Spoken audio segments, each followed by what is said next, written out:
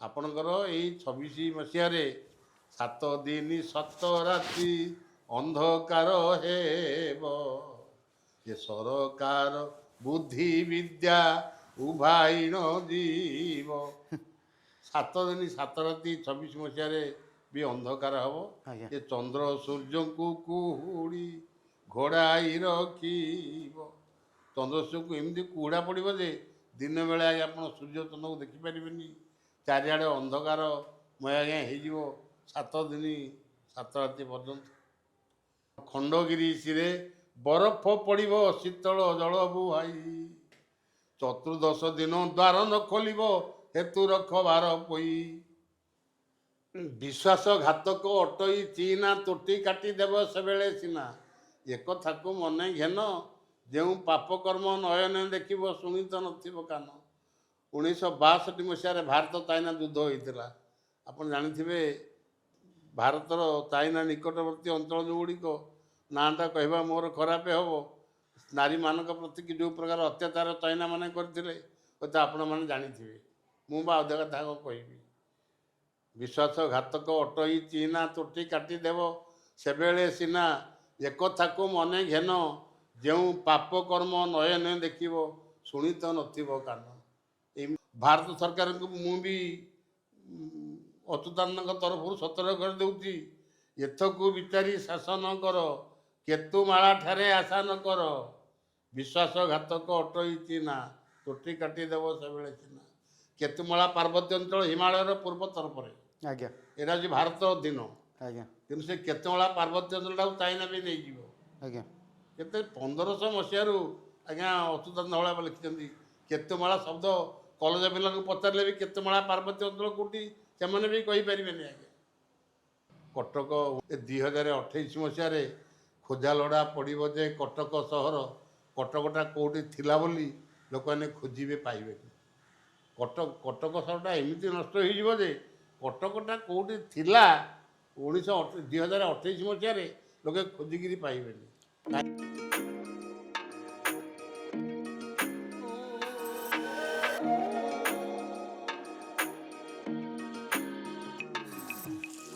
ଆଉ ଭୁବନେଶ୍ୱରରେ ବି ଆପଣମାନଙ୍କର ଅନ୍ୟ ବିପଦ ବି ଭୁବନେଶ୍ୱରରେ ଅଛି। ଆପଣମାନେ ଏବେ ଯେଉଁ କୁହୁଡ଼ା ପଡ଼ୁଛି ଆଜ୍ଞା ଆପଣ ଟିକେ ମାନେ ତରସି ଯାଉଛନ୍ତି। ଖାଲି ଏତିକି କୁହୁଡ଼ା ନୁହଁ ଆଜ୍ଞା, ଆପଣଙ୍କର ଏଇ 26 ମସିହାରେ 7 ଦିନ 7 ରାତି ଅନ୍ଧକାର ହେବ, ଏ ସରକାର ବୁଦ୍ଧି ବିଦ୍ୟା ଉଭାଇଣ ଯିବ। 7 ଦିନ 7 ରାତି 26 ମସିହାରେ ବି ଅନ୍ଧକାର ହେବ। ଆଜ୍ଞା ଏ ଚନ୍ଦ୍ର ସୂର୍ଯ୍ୟଙ୍କୁ କୁହୁଡ଼ି ଘୋଡ଼ାଇ ରଖିବ। ଚନ୍ଦ୍ର ସୂର୍ଯ୍ୟଙ୍କୁ ଏମିତି କୁହୁଡ଼ା ପଡ଼ିବ ଯେ ଦିନ ବେଳେ ଆଜ୍ଞା ଆପଣ ସୂର୍ଯ୍ୟ ଚନ୍ଦ୍ରକୁ ଦେଖିପାରିବେନି। ଚାରିଆଡ଼େ ଅନ୍ଧକାରମୟ ଆଜ୍ଞା ହେଇଯିବ 7 ଦିନ 7 ରାତି ପର୍ଯ୍ୟନ୍ତ। ତା ବାଦେ ଆପଣମାନଙ୍କର ଆହୁରି ବିପଦ ମଧ୍ୟ ଭୁବନେଶ୍ୱର ପ୍ରତି ଅଛି। ଆପଣଙ୍କର ଆପଣ ଖଣ୍ଡଗିରିସିରେ ବରଫ ପଡ଼ିବ ଶୀତଳ ଜଳ ବୁହାଇ, ଚତୁର୍ଦ୍ଦଶ ଦିନ ଦ୍ୱାର ନ ଖୋଲିବ ହେତୁ ରଖବାର ପୋଇ। ଦ୍ୱାଦଶ ଗୋପାଳ, 12 ପୋଇ ଅର୍ଥ ଦ୍ୱାଦଶ ଗୋପାଳ। ଆଜ୍ଞା ଦ୍ୱାଦଶ ଗୋପାଳକୁ ଅଚ୍ୟୁତାନନ୍ଦ କହୁଛନ୍ତି। ଖଣ୍ଡଗିରିସିରେ ବରଫ ପଡ଼ିବ ଶୀତଳ ଜଳ ବୁହାଇ, ଖଣ୍ଡଗିରିସିରେ 12 ହାତ ଦିଗ ବରଫ ପଡ଼ିବ, ଚଳି ନ ପାରିବେ କେହି। 12 ହାତ ଦୀର୍ଘରେ ଆଜ୍ଞା ବରଫ ପଡ଼ିବ ଭୁବନେଶ୍ୱର ମୁଣ୍ଡିଆ ଉପରେ। ଏମିତି ପାଣି ଚାରିଆଡ଼େ ଏମିତି ବୁଡ଼ିବ ଯେ ଘରଦ୍ୱାର ସେ ପାଣି ପଶିଯିବ। ତେଣୁ ଚତୁର୍ଦ୍ଦଶ ଦିନ ଦ୍ୱାର ନ ଖୋଲିବ ହେତୁ ରଖବାର ପୋଇ। 14 ଦିନ ପର୍ଯ୍ୟନ୍ତ ଲୋକମାନଙ୍କ ଦ୍ୱାର ଖୋଲିବେ, ଭିତରେ ପାଣି ପଶିଯିବ, ଏ ବରଫ ତଳିଆ ପାଣି। ଆଚ୍ଛା, ଭୁବନେଶ୍ୱରରେ ଆପଣ କହୁଛନ୍ତି ବରଫ ପଡ଼ିବ, ଏ ହଁ, ଗୋଟେ ଅସମ୍ଭବ କଥା ଲାଗୁନି ଆଜ୍ଞା? ଯେ କେହି ତ ଭାବିବେ ଏଇଟା ଅସମ୍ଭବ କଥା ବୋଲି। ବରଫ ପାହାଡ଼ ଦେଇ ହିମାଳୟ କେଉଁଠି କେତେ ବାଟ, ଉତ୍ତର ମେରୁରେ ବରଫ ପାହାଡ଼ ଅଛି, କିନ୍ତୁ ଆପଣଙ୍କର ସେଠି ଖଣ୍ଡଗିରିସିରେ ବରଫ ପଡ଼ିବ, ଶୀତଳ ଜଳ ବୁହାଇ, ଚତୁର୍ଦ୍ଦଶ ଦିନ ଦ୍ୱାର ନ ଖୋଲିବ ହେତୁ ରଖବାର ପୋଇ। ଭୁବନେଶ୍ୱର ମଧ୍ୟ ବିପଦ ଅଛି, ସେଠି ବମ୍ ପଡ଼ିଆ ବିପଦ ମଧ୍ୟ ଅଛି, ବୁଝିଲେ ଆଜ୍ଞା। ତେଣୁ ଶତ୍ରୁମାନେ ସେଇଠି ଆକ୍ରମଣ କରିବେ। ଆପଣମାନେ ଜାଣିଥିବେ ଯେ ମାଳିକାରେ ଅଚ୍ୟୁତାନନ୍ଦ କେତେ ବର୍ଷ 600 ବର୍ଷ ତଳୁ ସେ ଲେଖିଥିଲେ, ବିଶ୍ୱାସଘାତକ ଅଟଇ ଚିନା ତୋଟି କାଟିଦେବ ସେବେଳେ ସିନା, ଏକଥାକୁ ମନେ ଘେନ ଯେଉଁ ପାପ କର୍ମ ନୟନେ ଦେଖିବ ଶୁଣି ତ ନଥିବ କାନ। 1962 ମସିହାରେ ଭାରତ ଚାଇନା ଯୁଦ୍ଧ ହୋଇଥିଲା। ଆପଣ ଜାଣିଥିବେ ଭାରତର ଚାଇନା ନିକଟବର୍ତ୍ତୀ ଅଞ୍ଚଳ ଯେଉଁଗୁଡ଼ିକ ନାଁଟା କହିବା ମୋର ଖରାପ ହେବ, ନାରୀମାନଙ୍କ ପ୍ରତି ଯେଉଁ ପ୍ରକାର ଅତ୍ୟାଚାର ଚାଇନା ମାନେ କରିଥିଲେ ହୁଏତ ଆପଣମାନେ ଜାଣିଥିବେ, ମୁଁ ବା ଅଧେ କଥା କ'ଣ କହିବି। ବିଶ୍ୱାସଘାତକ ଅଟଇ ଚିନା ତୋଟି କାଟିଦେବ ସେବେଳେ ସିନା, ଏକଥାକୁ ମନେ ଘେନ ଯେଉଁ ପାପ କର୍ମ ନୟନେ ଦେଖିବ ଶୁଣି ତ ନଥିବ କାନ। ଏମିତି ପାପ କର୍ମ ମାନ ଚାଇନା ମାନେ ବି କରିଥିଲେ। ଏଥକୁ ବିଚାରି ଶାସନ କର କେତୁ ମାଳା ଠାରେ ଆଶା ନ କର। ଭାରତ ସରକାରଙ୍କୁ ମୁଁ ବି ଅଚ୍ୟୁତାନନ୍ଦଙ୍କ ତରଫରୁ ସତର୍କ କରିଦେଉଛି, ଏଥକୁ ବିଚାରି ଶାସନ କର କେତୁ ମାଳା ଠାରେ ଆଶା ନ କର। ବିଶ୍ୱାସଘାତକ ଅଟଇ ଚିନା ତୋଟି କାଟିଦେବ ସେବେଳେ ସିନା। କେତୁମାଳା ପାର୍ବତ୍ୟ ଅଞ୍ଚଳ ହିମାଳୟର ପୂର୍ବ ତରଫରେ, ଆଜ୍ଞା ଏଇଟା ହେଉଛି ଭାରତ ଅଧୀନ, ଆଜ୍ଞା କିନ୍ତୁ ସେ କେତୁମାଳା ପାର୍ବତ୍ୟ ଅଞ୍ଚଳଟାକୁ ଚାଇନା ବି ନେଇଯିବ। ଆଜ୍ଞା କେତେ 1500 ମସିହାରୁ ଆଜ୍ଞା ଅଚ୍ୟୁତାନନ୍ଦ ହଳା ଲେଖିଛନ୍ତି। କେତୁମାଳା ଶବ୍ଦ କଲେଜ ପିଲାଙ୍କୁ ପଚାରିଲେ ବି କେତୁମାଳା ପାର୍ବତ୍ୟ ଅଞ୍ଚଳ କେଉଁଠି ସେମାନେ ବି କହିପାରିବେନି ଆଜ୍ଞା। ଏଥକୁ ବିଚାରି ଶାସନ କର କେତୁମାଳା ଠାରେ ଆଶା ନ କର। ବିଶ୍ୱାସଘାତକ ଅଟଇ ଚିନା ତୋଟି କାଟିଦେବ ସେବେଳେ ସିନା। ତେଣୁ ଚାଇନାଟା ଏମିତି କରିବ, ତେଣୁ ସମସ୍ତେ ସତର୍କତା ହେଇଯିବ। ତାପରେ ଭାରତ ଉପରେ ବି ବହୁତ ବିପଦ ଆହୁରି ଅଛି, ଖାଲି ଓଡ଼ିଶା କଥାଟା ନୁହେଁ। ଆପଣଙ୍କର 27 ମସିହାରେ ବି ଜଳାର୍ଣ୍ଣବ ହେଇଯିବ ଓଡ଼ିଶାର 6-7ଟା ଜିଲ୍ଲା, ଗଞ୍ଜାମ, ଗଜପତି, ଆପଣଙ୍କର ଖୋର୍ଦ୍ଧା, ପୁରୀ, ଜଗତସିଂହପୁର, ଭଦ୍ରକ, କେନ୍ଦ୍ରାପଡ଼ା, ଯାଜପୁର, ବାଲେଶ୍ୱର ଏଗୁଡ଼ା ନଷ୍ଟ ହେବ। ତାପରେ କଟକ ସହରଟା ଆପଣଙ୍କର ପୁରା ଧ୍ୱଂସ ହେଇଯିବ। କଟକ 2028 ମସିହାରେ ଖୋଜାଲୋଡ଼ା ପଡ଼ିବ ଯେ କଟକ ସହର, କଟକଟା କେଉଁଠି ଥିଲା ବୋଲି ଲୋକମାନେ ଖୋଜିବେ ପାଇବେନି। କଟକ ସହରଟା ଏମିତି ନଷ୍ଟ ହେଇଯିବ ଯେ କଟକଟା କେଉଁଠି ଥିଲା 2028 ମସିହାରେ ଲୋକେ ଖୋଜିକିରି ପାଇବେନି।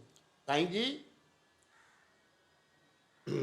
ନା ବିଡ଼ାନାସୀ ଠାରୁ ଚଉଦ୍ୱାର ପୁଡ଼ି ନରାଜରୁ ଗୋଡ଼ ଖାଇ, ଉରାଳି ଠାବରୁ ମଞ୍ଚେଶ୍ୱର ଯାଏ ଭୂମିକମ୍ପ ହେବ ତହିଁ। କଟକର ଯେଉଁ ବିଡ଼ାନାସୀ କଟକର ପଶ୍ଚିମ ପଟେ ଅଛି, ଆଜ୍ଞା ବିଡ଼ାନାସୀ ଠାରୁ ଚଉଦ୍ୱାର ପୁଣି ନରାଜରୁ ଗୋଡ଼ ଖାଇ, ନରାଜ ବୋଲି ଗୋଟେ ଗାଁ ଅଛି, ଅଛି ନରାଜରୁ ଗୋଡ଼ ପୁଡ଼ି ମଞ୍ଚେଶ୍ୱର ଯାଏ ଗଡ଼ ଖାଇ ଭୂମିକମ୍ପ ହେବ ତହିଁ। ଉରାଳି ଗାଁ ଠାରୁ ମଞ୍ଚେଶ୍ୱର ଯାଏ ଭୂମିକମ୍ପ ହେବ ତହିଁ। ବୁଝିଲେ? ତେଣୁ ଏମିତି ବଡ଼ ଭୂମିକମ୍ପ ବି ହେବ। ଦେଶ ଦେଶ ମଧ୍ୟରେ ମହାଗଳ ଉପୁଜିବ, ନାମକୁ ମାତ୍ର ଯୁଦ୍ଧ ପ୍ରସଙ୍ଗ ହୋଇବ। ସମ୍ପ୍ରଦାୟ ଗଳ ମଧ୍ୟ ମହାଯୁଦ୍ଧ ହେବ। ଏ ସମ୍ପ୍ରଦାୟ ଜାତିଗତ ପାର୍ଥକ୍ୟରୁ ଏ ଯୁଦ୍ଧଟା ଆଜ୍ଞା ଆରମ୍ଭ ହେବ। ସମ୍ପ୍ରଦାୟ ଗଳ ମଧ୍ୟ, ସମ୍ପ୍ରଦାୟ ତ କ'ଣ ଆପଣ କହିବେ ହିନ୍ଦୁ ଗୋଟେ ଜାତି, ମୁସଲମାନ ଗୋଟେ ଜାତି, ଖ୍ରୀଷ୍ଟିଆନ ଗୋଟେ ଜାତି, ଏଗୁଡ଼ାକ ଗୋଟେ ଧର୍ମ, ଏଗୁଡ଼ାକ ଧର୍ମ ନୁହେଁ ଆଜ୍ଞା। ହିନ୍ଦୁ ବି ଗୋଟେ ଧର୍ମ ନୁହେଁ, ଖ୍ରୀଷ୍ଟିଆନ ଗୋଟେ ଧର୍ମ ନୁହେଁ, ଇସଲାମ ଗୋଟେ ଧର୍ମ ନୁହେଁ। ଧର୍ମ କ'ଣ? ସିଦ୍ଧ ଗୁପ୍ତ ସନାତନ ଧର୍ମ ଏହି ଜାଣ, ଧରିଛନ୍ତି ସମସ୍ତଙ୍କୁ ସ୍ୱୟଂ ନାରାୟଣ। ଧର୍ମର ନାଁ ପ୍ରକୃତ ଧର୍ମ ହେଉଛି ସନାତନ। ଧରିଛନ୍ତି ସମସ୍ତଙ୍କୁ ସ୍ୱୟଂ ନାରାୟଣ। ଆପଣମାନଙ୍କୁ କିଏ ଧାରଣ କରିଛି? ନାରାୟଣ। ନାରାୟଣ। ଗୋଟେ ଲୋକ ଯିଏ ମରିଯାଉଥିଲେ କ'ଣ କହୁଛନ୍ତି? ତା ଦେହରୁ ନାରାୟଣ ଛାଡ଼ିକି ଚାଲିଗଲେ। ଆଜ୍ଞା କୀଟ ପତଙ୍ଗ ତରୁ ତୃଣ ସକଳ ଦେହ ନାରାୟଣ। ଯେଉଁ ପ୍ରାଣୀଟା ମରିଯାଉଛି ତା ଦେହରୁ ନାରାୟଣ ଛାଡ଼ି ଯିବାରୁ ସିଏ ମରିଯାଉଛି। ଆଜ୍ଞା ତେଣୁ ଅଭିରାମ ପରମହଂସ କହିଲେ ଯେ ତୋତେ ନାରାୟଣ ଧରିକି ରଖିଛି। ତୋ ଦେହରେ ଯଦି ପ୍ରାଣବାୟୁ ନଥାନ୍ତା, ପ୍ରାଣବାୟୁ ଅର୍ଥ ନାରାୟଣ, ଯେ ନାରାୟଣ ଯଦି ତୋ ଦେହରେ ନଥାନ୍ତା ତୁ କ'ଣ ଚାଲିପାରନ୍ତୁ? ନା ତୋ ହାତ କାମ କରନ୍ତା, ନା ପାଟି କାମ କରନ୍ତା, ନା ଆଖି କାମ କରନ୍ତା? କିଛି କାମ କରିବନି। କେହି କାମ କରିବେନି। ତେଣୁ ଏ କାମ କରୁଛି କିଏ? ନାରାୟଣ କରୁଛନ୍ତି। ଆଜ୍ଞା ତେଣୁ ତୋତେ ସିଏ ଧରିକି ରଖିଛନ୍ତି। ନାରାୟଣ ତୋ ଦେହରେ ଚାଲିଗଲେ ତୁ ଛିଡ଼ା ହେଇପାରିବୁନି, ତଳେ ପଡ଼ିଯିବୁ। ତେଣୁ ତୋତେ ଯେ ଧରିଛି ମନ ତୁହି ତାଙ୍କୁ ଧର, ଏ ଧର୍ମକୁ ସବୁ କରମ ସମର୍ପଣ କର। ତତେ ଯୋଉ ନାରାୟଣ ଧରିଛି ତୁ ସେ ନାରାୟଣଙ୍କ ନାମକୁ ଟିକେ ଧ, ଆଜ୍ଞା ବୁଝିଲେ ଆଜ୍ଞା। ତେଣୁ ବହୁତ କଥା ଅଛି, ସେ ମଧ୍ୟ କହିଲେ ବହୁତ କଥା ହବ। ନାମ ଯେତେ ପାପ ନାଶଇ ରୂପ ନ ନାଶେ ତେତେ, ନାମ ଠାରୁ ଆଉ ବଳୁଆ କେବା ଅଛି ଜଗତେ। ନାମ, ଭଗବାନଙ୍କ ନାମକୁ ଧରିଲେ ଯେତେ ପାପ ନଷ୍ଟ ହବ, ଭଗବାନଙ୍କୁ ସ୍ୱୟଂ ଦର୍ଶନ କଲେ ସେତେ ପାପ ନଷ୍ଟ ହେଇପାରିବ ନାହିଁ।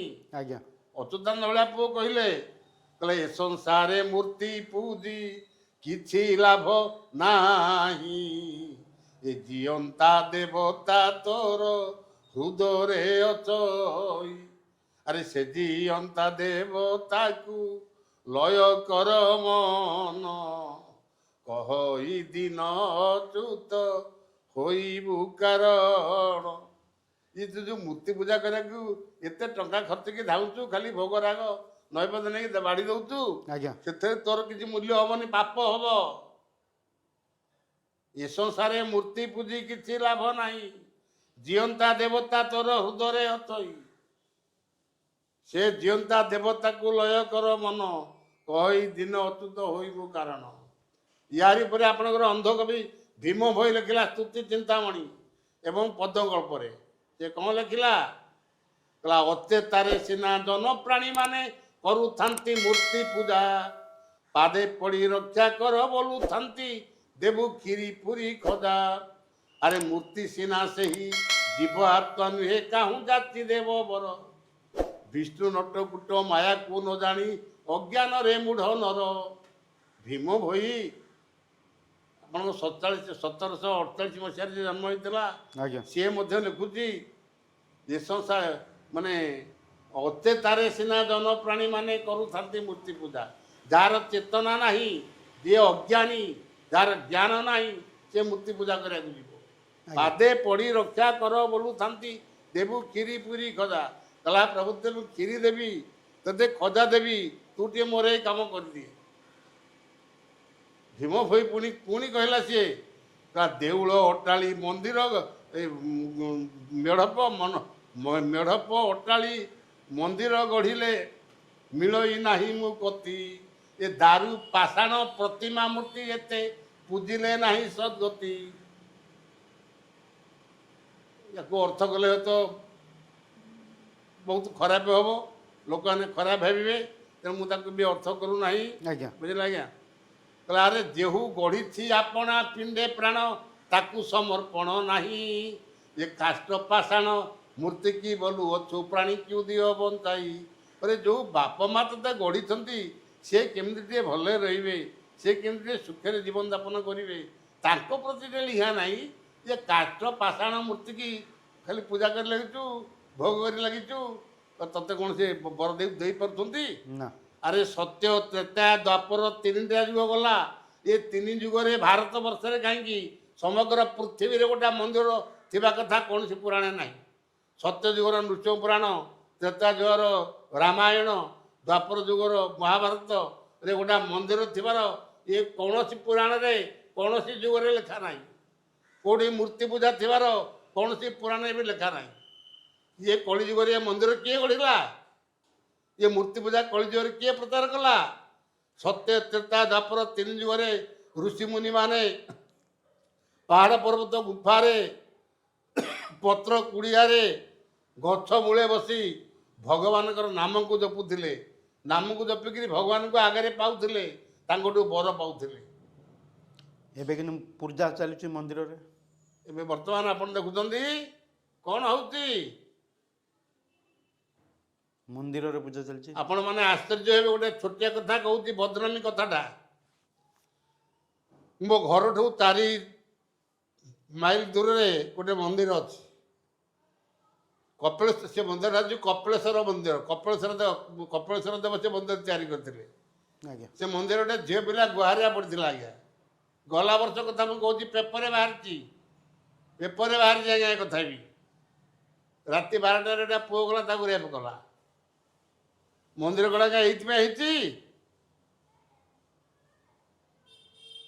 ତେଣୁ ସେଇ ଯୋଗୁଁ ଅଚ୍ୟୁତାନନ୍ଦ କହିଲେ, ଭୀମ ଭୋଇ ବି କହିଲା, ଦେଉଳ ଅଟ୍ଟାଳି ଜଗତି ଗଢ଼ିଲେ ମିଳଇ ନାହିଁ ମୁକତି, ଦାରୁ ପ୍ରତିମା ପାଷାଣ ମୂର୍ତ୍ତି ଯେତେ ପୂଜିଲେ ନାହିଁ ସଦ୍ଗତି। ତେଣୁ ନାମକୁ ଜପିଲେ ସିନା ଗତି ମୁକ୍ତି ପାଇ, ପିଣ୍ଡକୁ କାରଣ ନାମ ବିନୁ ଆନ ନାହିଁ। ଆପଣମାନେ ଭଗବାନଙ୍କ ନାମକୁ ଜପନ୍ତୁ। ସକାଳେ ଆପଣଙ୍କୁ ଖାଇବାକୁ ସମୟ ମିଳୁଛି, ଗାଧୋଇବାକୁ ସମୟ ମିଳୁଛି, ଝାଡ଼ା ବସିବାକୁ ସମୟ ମିଳୁଛି, ବିଲବାଡ଼ିରେ କିମ୍ବା ଚାକିରିରେ କାମ କରିବାକୁ ସମୟ ମିଳୁଛି। ଇଏ ସକାଳେ 5 ମିନିଟ୍ କି ସନ୍ଧ୍ୟାବେଳେ 5 ମିନିଟ୍ କି 10 ମିନିଟ୍ ଭଗବାନଙ୍କ ନାମ ଜପିବାକୁ ଆପଣଙ୍କୁ ସମୟ ମିଳୁନି। ନିଶ୍ଚୟ ମିଳିବ ଆଜ୍ଞା ଯଦି ଇଚ୍ଛା ଶକ୍ତି ବଢ଼ିଲା। ତେଣୁ ନାମ ଯେତେ ପାପ ନାଶଇ ରୂପ ନନାଶେ ତେତେ, ନାମ ଠାରୁ ଆଉ ବଳୁଆ କେବେ ଅଛି ଜଗତେ। ତେଣୁ ଆପଣ ନାମରେ ହୁଅ, ଆପଣ ଲେଖିଛନ୍ତି ହାଡ଼ିଦାସ ଗ୍ରନ୍ଥାବଳୀରେ, ନାମରେ ହୁଅ ଆଶ୍ରିତ ନିରାକାର ନିରଜନ ଅଚ୍ୟୁତ କେତକୀ ଫୁଲ ଆସେ କର ନାମ ତତ୍ତ୍ୱ। ତେଣୁ ନାମକୁ ଜପନ୍ତୁ, ଆପଣମାନେ ଉଦ୍ଧାର ପାଇଯିବେ। ଆପଣ ଦେଖନ୍ତୁ, ଗୋଟିଏ ଛୋଟିଆ କଥା ମୁଁ କହିବି ଆପଣମାନଙ୍କୁ। ଆପଣମାନେ ପୁରାଣରେ ପଢ଼ିଥିବେ, ରାମଚନ୍ଦ୍ରଙ୍କର ଭାଲୁ ମାଙ୍କଡ଼ମାନେ ଲଙ୍କାକୁ ଯିବା ପାଇଁ ଗୋଟେ ସେତୁ ବନ୍ଧ ବାନ୍ଧୁଛନ୍ତି।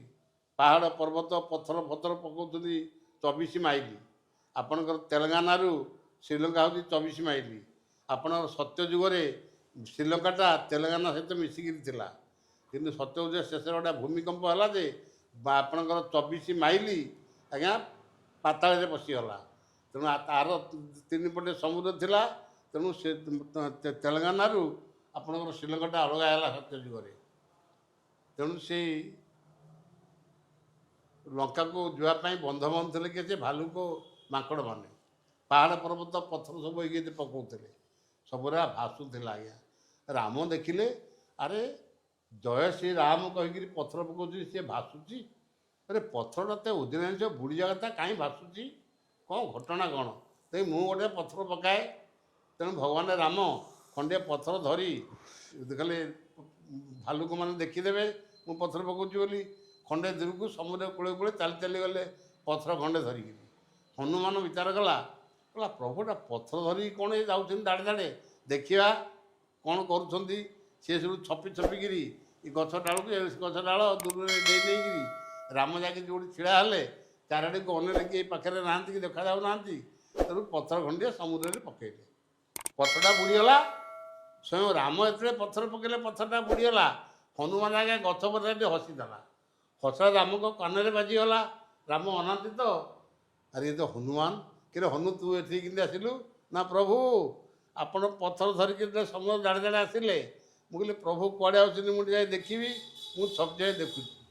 ପ୍ରଭୁ ଆପଣଙ୍କ ନାଁ ଯେତେ କାମ କରିବ ଆପଣ ସେତେ କାମ କରିପାରିବେ ନାହିଁ। ଆପଣ ନାଁ ଧରିକିରି ମୁଁ ସମୁଦ୍ର ପାର ହେଇକି ଲଙ୍କାକୁ ଗଲି, ସୀତାଙ୍କୁ ଠାବ କଲି, ମଧୁବନରେ ନିଆଁ ଲଗେଇଲି, କେତେ ଅସୁର ମାରିଲି, ପୁଣି ସମୁଦ୍ର ପାର ହେଇକି ଆସିଲି ଆପଣ ନାମ ଧରିକିରି। ଆପଣ ନାମ ଧରିକିରି ଆମେ ସମୁଦ୍ରରେ ବନ୍ଧ ବାନ୍ଧୁଛୁ, ପଥର ପକାଉଛି ଭାସୁଛି, କିନ୍ତୁ ଆପଣ ପକେଇଲେ ବୁଡ଼ିଗଲା। ତେଣୁ ନାମ ଯେତେ ପାପ ନାଶଇ ରୂପ ନ ନାଶେ ତେତେ, ନାମ ଠାରୁ ଆଉ ବଳୁଆ କେବେ ଅଛି ଜଗତେ। ତେଣୁ ଭଗବାନଙ୍କର ନାମକୁ ଆପଣମାନେ ଜପ କରନ୍ତୁ। ଆପଣମାନଙ୍କର ବହୁତ ବିପଦ 26 ମସିହାରେ ଅଛି।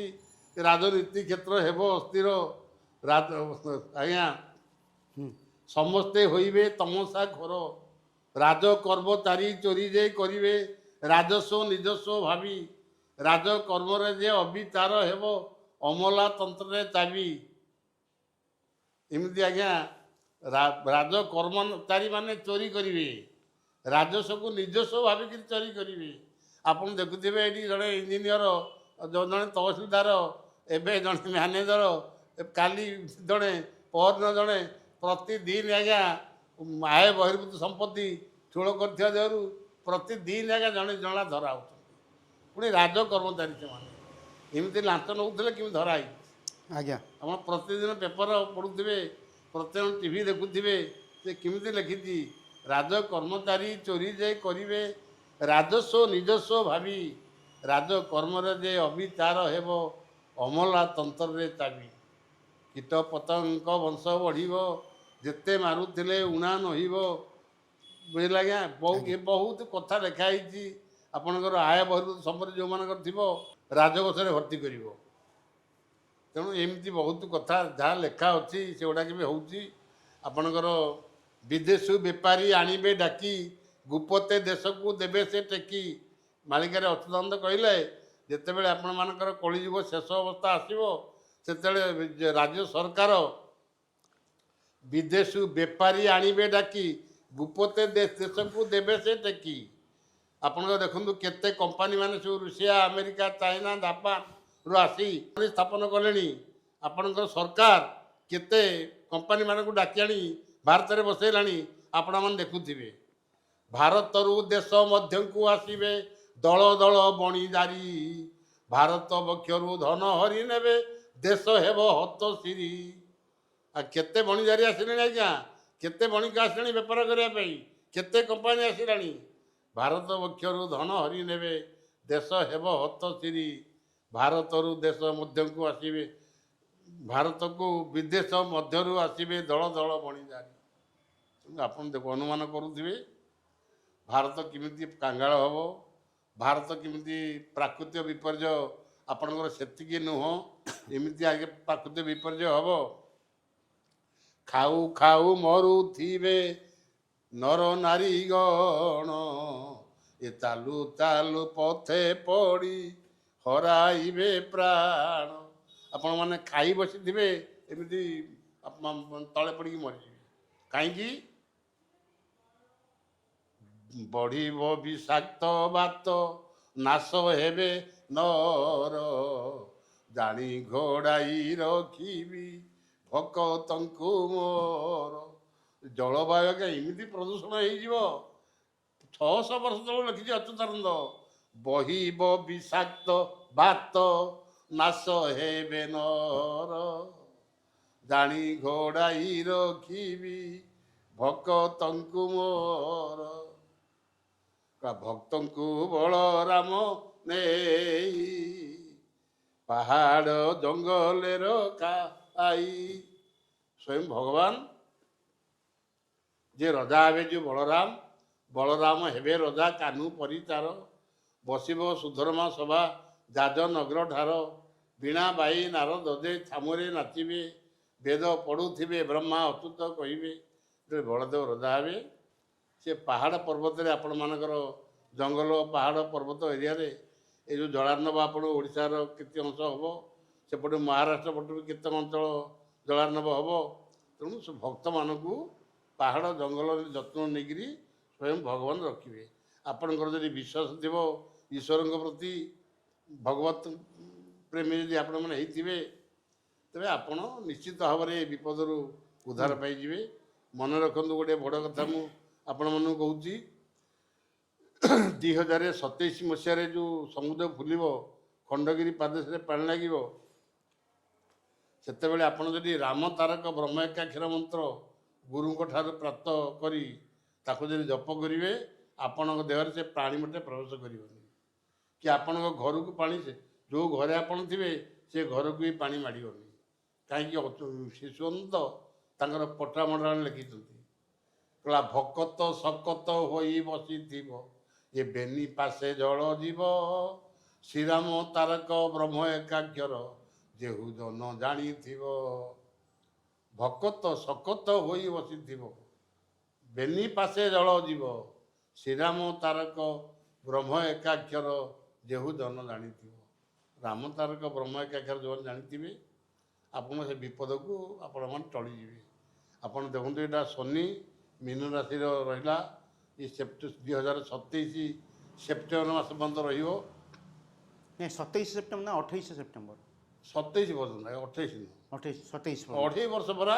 29/3/2025 ଆସିଲା, 29/3/2025 କି 2026 ବର୍ଷେ, 2027 ବର୍ଷେ, 29/3 କି ସେଥିରେ ଆଉ 6 ମାସ ମିଶିଲେ କେତେ?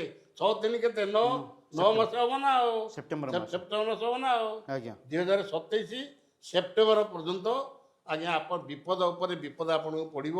ଆହୁରି ଆକାଶରୁ ଅଗ୍ନିପାତ ହେବ ବାରେ ଜାଣ, କୋଠା ଚାଳ ପଡ଼ି ଭସ୍ମ ହୋଇଯିବ ପୁଣ, ବୁଧ ଗ୍ରହୁ ଲୋକ ଆସି ମର୍ତ୍ତ୍ୟରେ ମିଳିବେ। ମୁସଲମାନ ମାନଙ୍କ ସଙ୍ଗେ ସଙ୍ଗୀ ହେବେ। ତୃତୀୟ ବିଶ୍ୱ ଚାଲିଥିବ, ବୁଦ୍ଧ ଗ୍ରହରୁ ଲୋକ ଆସିକିରି ମଧ୍ୟ ମୁସଲମାନ ମାନଙ୍କ ସାଙ୍ଗରେ ସାଙ୍ଗେ ଯୁଦ୍ଧ କରିବେ ଆପଣଙ୍କ ଭାରତ ସାଙ୍ଗରେ। ତେଣୁ ଭାରତ ଭୟ କରିବା ଦରକାର ନାହିଁ ଆଜ୍ଞା। ଶେଷକୁ ସବୁ ଦେଶ ହାରିବ। ଭଗବାନ ନିଜେ କୃଷ୍ଣ ବଳରାମ ଆପଣମାନଙ୍କର ଯୁଦ୍ଧରେ ସାମିଲ ହେବେ। ସେ ଯୁଦ୍ଧ କରିବା ଭିତରେ ଦେଶ ସବୁ ହାରିଯିବ। ଇରାନ ଇରାକ ପୁଣି ଏହି ସୁଯୋଗରେ ବଳେ ମାଡ଼ି ବସିବେ ସେ କେ କାହା ରାଜ୍ୟରେ। ଭାରତ ଏବେଳେ ପୁଣି ମଧ୍ୟସ୍ଥା କରିବ ପାକିସ୍ତାନ ଭାଇ ବୋଲି ଶେଷରେ ମାନିବ। ଦ୍ୱାପର ଯୁଗରେ ଯେମିତି ଆପଣମାନଙ୍କର ଇଏ ବେଲୁଚିସ୍ତାନ, କିଜିକିସ୍ତାନ, ଆଉ ଆପଣଙ୍କର ଆଫଗାନିସ୍ତାନ, ଆପଣଙ୍କର ପାକିସ୍ତାନ ଯେମିତି ଭାରତ ହାତରେ ମିଶିକିରି ଥିଲା। ଆଜ୍ଞା ଭାରତର ରାଜା ଆପଣଙ୍କର ଧୃତରାଷ୍ଟ୍ର ଆପଣଙ୍କର ଗାନ୍ଧାରୀକି ବିବାହ କରିଥିଲେ। ଆଜ୍ଞା ଗାନ୍ଧାରୀ କେଉଁଠାର ଲୋକ ଆଜ୍ଞା? ଆଫଗାନିସ୍ତାନ। ତେଣୁ କାନ୍ଦାହାର। ସେଟା ମୁସଲମାନ ରାଜ୍ୟ ନା ଆଉ। ତେଣୁ ଆପଣମାନେ ତେଣୁ ଏହି ପରିପ୍ରେକ୍ଷୀରେ ଆପଣ 2026 ଆଉ 27ରେ ବିପଦ ଅଛି। ଏମିତି ବହୁତ ବିପଦ ପଡ଼ିବ। ଆସିବ କେତେ ଆଉ ବିପଦ ଯିବ ଆହୁରି ଚାଲିବ। ଅଛି। ବିଭିନ୍ନ ପ୍ରକାର ବିପଦ ଅଛି। ଆସିବ ରୋଗ ଯନ୍ତ୍ରଣା ପ୍ରାଣୀ ନାଶ ଯିବେ। ଦାନ ବାହନରେ କେତେ ପ୍ରାଣୀ ମରୁଥିବେ। ଶନି ହେଉଛି ଯାନବାହନର ମାଲିକ, ଲୁହାର ମାଲିକ ହେଉଛି ଶନି। ଯାହାର ଶନି ଗ୍ରହ ଖରାପ ପଡ଼ୁଛି ସେ ଗୋଟେ ଲୁହା ମୋତି କାହିଁ ପିନ୍ଧୁଛି? ଲୁହା ମୋତିକି ପାଖରେ ରଖିଲେ ଶନି ଟିକେ ଭଲ ପାଇବେ। ଶନିଙ୍କର ପ୍ରିୟ ଜିନିଷ ହେଉଛି ଲୁହା। ଆଜ୍ଞା ତେଣୁ ଆପଣମାନେ ଦେଖନ୍ତୁ ଯେତେ କଳ କବ୍ଜା ଯେତେ ହେଇଛି, ଯେତେ ସାଇକେଲ, ମୋଟର, ଟ୍ରେନ, ଉଡ଼ାଜାହାଜ, ବସ୍ କେତେ ଭାଙ୍ଗିଲାଣି। ଏଇ 29/3/2025ରୁ 3ଟା ଜାହାଜ ନଷ୍ଟ ହୋଇସାରିଲାଣି। ଆଜ୍ଞା ବ୍ୟୋମଯାନ 3ଟା ନଷ୍ଟ ହେଇଗଲାଣି। ଆପଣମାନେ ପଢ଼ୁଥିବେ, ମୁଁ କାହିଁ ମିଛ କଥାଟା କହିବି। କେତେ ଟ୍ରେନରେ ନିଆଁ ଲାଗିଗଲାଣି, କେତେ ଟ୍ରେନ ଓଲଟି ପଡ଼ିଲାଣି। ଏଇ 29/3/2025ରୁ ଆଜି ସୁଦ୍ଧା ଆପଣ ଦେଖନ୍ତୁ କେତେ ଯାନବାହନ ନଷ୍ଟ ହେଲାଣି। ବସ୍କୁ କାର୍ ମାଡ଼ କରୁଛି, କାର୍କୁ ବସ୍ ମାଡ଼ କରୁଛି, କେତେ ବି ନଷ୍ଟ ହେଉଛି, କେତେ ଲୋକ ମରୁଛନ୍ତି। କେଉଁଦିନ 25 ଜଣ ତ, କେଉଁଦିନ 15 ଜଣ, କେଉଁଦିନ 12 ଜଣ, ଏମିତି ଲୋକ ବି ଯାନବାହନରେ ଯିବା ଆସିବାରେ ମରୁଛନ୍ତି। ତେଣୁ ଆପଣମାନେ ଯାନବାହନ ଚଳେଇବାରେ ଟିକେ ସତର୍କତା ଅବଲମ୍ବନ କରନ୍ତୁ। ବହୁତ ଯାନବାହନ ବି ଭାଙ୍ଗିବ। ଆପଣ କହିଲି ଆପଣମାନଙ୍କର ନଥିବ ବାବୁରେ ଆଉ ବିଦ୍ୟୁତକରଣ, ଘରେ ଘରେ ଜଳୁଥିବ ଡିବି ଲଣ୍ଠନ। ଆପଣଙ୍କର ଏ ଫ୍ୟାନ୍ ପବନ ପାଇପାରିବେନି ଆଉ, କି ଆପଣଙ୍କ ଇଲେକ୍ଟ୍ରିକ୍ ଲାଇନ୍ ଆପଣଙ୍କ ଘରେ ଜଳିବନି। ଏମିତି ଅବସ୍ଥା ଆପଣମାନଙ୍କର ହେବ। ତେଣୁ ଆପଣମାନେ ଟିକେ ସତର୍କ ରହନ୍ତୁ। ଭଗବାନଙ୍କୁ ବିଶ୍ୱାସ କରନ୍ତୁ। ସତ୍ୟ, ନ୍ୟାୟ, ଧର୍ମ ପଥରେ ଯାଆନ୍ତୁ। ଅନ୍ୟାୟ ଅତ୍ୟାଚାର ମୋଟେ କରନ୍ତୁନି। ଆପଣମାନେ ଯେତେ ଅନ୍ୟାୟ ଅତ୍ୟାଚାର କରୁଛନ୍ତି, ଦିନ ଦ୍ୱିପହରେ ମାତିବେ ଖଣ୍ଟ ଦେଖାଇଣ ଛୁରୀ ବନ୍ଧୁକ ବେଣ୍ଟ। 600 ବର୍ଷ ଦେଖିଛି ଆପଣ ଦିନ ଦ୍ୱିପହରେ କେମିତି ରାଉରକେଲା 2ଟା ବ୍ୟାଙ୍କ ଗଲା, ଭୁବନେଶ୍ୱର ଗୋଟେ ବ୍ୟାଙ୍କ ଗଲା, କଟକ ଯୋଡ଼େ ବ୍ୟାଙ୍କ ଗଲା, ପୁରୀ ଗୋଟେ ବ୍ୟାଙ୍କ ଗଲା। ଦିନ ଦ୍ୱିପହରେ ଖଣ୍ଟମାନେ ଆଜ୍ଞା ଏ 3 ବର୍ଷ ଭିତରେ ବ୍ୟାଙ୍କରେ ପଶିକିରି ଟଙ୍କା ପଇସା କ୍ୟାସିୟରଙ୍କୁ, ମ୍ୟାନେଜରଙ୍କୁ ବନ୍ଧୁକ ଦେଖେଇ ଟଙ୍କା ପଇସା ନେଇଛନ୍ତି ନା ନାହିଁ? ଆଜ୍ଞା ଏବେ ଏଟିଏମ୍ ଭାଙ୍ଗି ଟଙ୍କା ପଇସା ନେଉଛନ୍ତି ନା ନାହିଁ? ଆଜ୍ଞା ସେ କେମିତି ପଦ ଲେଖିଛି? ରାତିରେ ନୁହେଁ, ଦିନରେ ଦିନ ଦ୍ୱିପହରେ ମାତିବେ ଖଣ୍ଟ ଦେଖାଇଣ ଛୁରୀ ବନ୍ଧୁକ ବେଣ୍ଟ। ଯେଉଁଟା ଲେଖା ହେଇଛି କେବେ ଭୁଲ ହେବ ନାହିଁ। ତେଣୁ ଆପଣମାନେ ଖଣ୍ଟ ବ୍ୟବସାୟ ଛାଡ଼ି ଦିଅନ୍ତୁ। ଚୋରି ନାରୀ ଅତ୍ୟାଚାର କେବେ କରନ୍ତୁ ନାହିଁ। ଟିକେ ଧର୍ମରେ ଚଳନ୍ତୁ। ସମସ୍ତଙ୍କୁ ସାହାଯ୍ୟ କରନ୍ତୁ। ପରୋପକାରାୟ ସ୍ୱର୍ଗାୟ। ଏଇ କାମ କଲେ ଆପଣମାନେ ନିଶ୍ଚିତ ଉଦ୍ଧାର ହେବେ, ଏହା ନିଶ୍ଚିତ। ଆଜ୍ଞା ଦର୍ଶକ ବନ୍ଧୁ, ଆପଣ ତ ଜାଣିଲେ 2026 ଆଉ 2027ରେ ମାଳିକାରେ କ'ଣ ସବୁ ଲେଖା ଅଛି, କେଉଁ ପ୍ରକାର ବିପଦମାନ ଆସିବ, ଆଉ ତା'ର ନିରାକରଣ ମଧ୍ୟ କହିଲେ। ଏଥିପାଇଁ ଆମେ ଶ୍ରୀଯୁକ୍ତ ଦିବ୍ୟସିଂହ ହରିଚନ୍ଦନଙ୍କୁ ଆମେ ବିଦାୟ ଦେବା। ଏହି ଏପିସୋଡ଼ଟି ଆପଣଙ୍କୁ କେମିତି ଲାଗିଲା, ଆପଣଙ୍କର ନିଜ ମତାମତ ଜଣାଇବାକୁ ଜମା ଭୁଲିବେ ନାହିଁ। ଜୟ ଜଗନ୍ନାଥ ଆଜ୍ଞା, ନମସ୍କାର। ନମସ୍କାର।